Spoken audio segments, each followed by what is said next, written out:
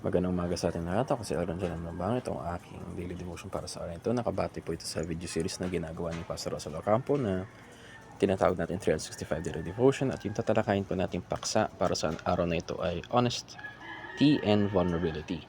Scripture po natin ngayon ay Proverbs chapter 28 verse 13. Whoever conceals their sins does not prosper, but the one who confesses and renounces them finds mercy. So una, honesty is not telling the truth to everyone. Yun yung kailangan natin tignan dito. So, talaga makikita natin na talagang makita natin dito ayun nga sa diniscuss ni Pastor Russell. Kami hindi lahat ng bagay na ginawa natin, kailangan natin sabihin sa lahat ng tao. Hindi lahat ng bagay na ginawa natin, kailangan i-broadcast natin. So kung anumang kasamaan, kasakiman, o kung saan kasalanan, hindi natin kailangan sabihin sa kahit sino man na sa paligid, no?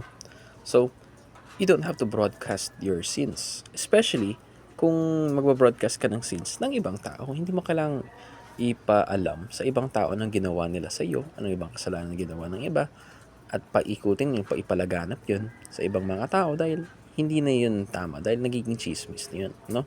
Kahit totoo man yan, or lalo talaga pag hindi totoo, pero kahit totoo man yan, hindi dapat yan iniikot-ikot, hindi pinapaalam sa ibang tao, no? Honesty is not telling the truth to everyone. Rather, makikita talaga natin dito, merong mga people or kailangan talaga natin kausapin yung appropriate people in our life, persons in our life.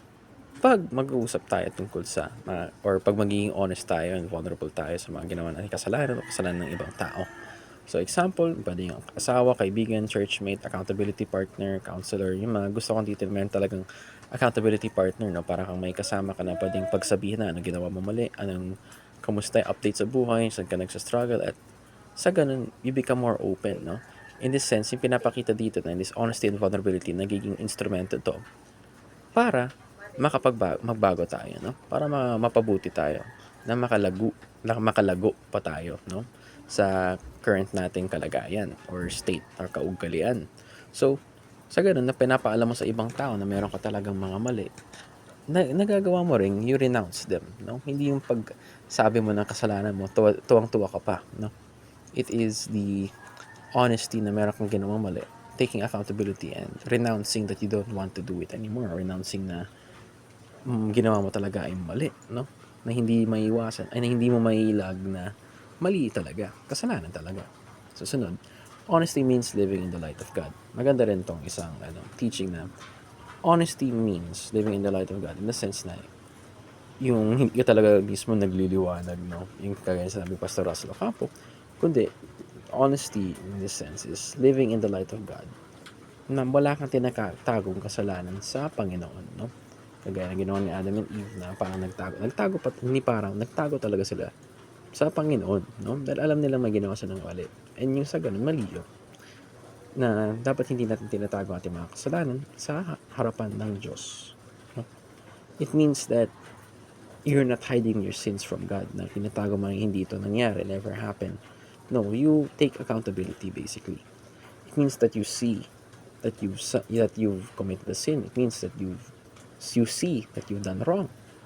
Hindi yung simpleng pagtago, parang kagaya ng ginawa ni Cain rin, Cain nang pinatay niya si Abel, di ba?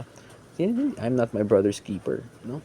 You do not hide your sins from God. You openly state them. Kumbaga, dapat marunong tayo mag-confess to God our sins and be able to renounce them in front of Him na ayaw natin to na nangyari sa atin.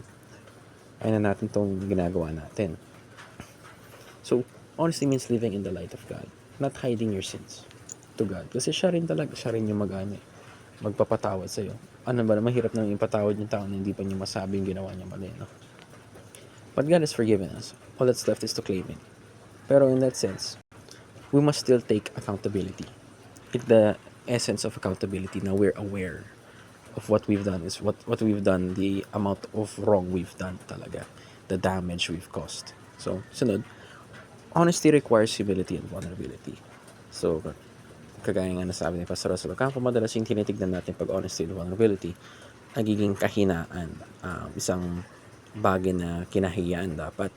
Dahil, pag vulnerable means weakness or bagay na kailangan i-target siguro sa laro, ay may vulnerable to something, minsan yung parang yun rin yung kahinaan na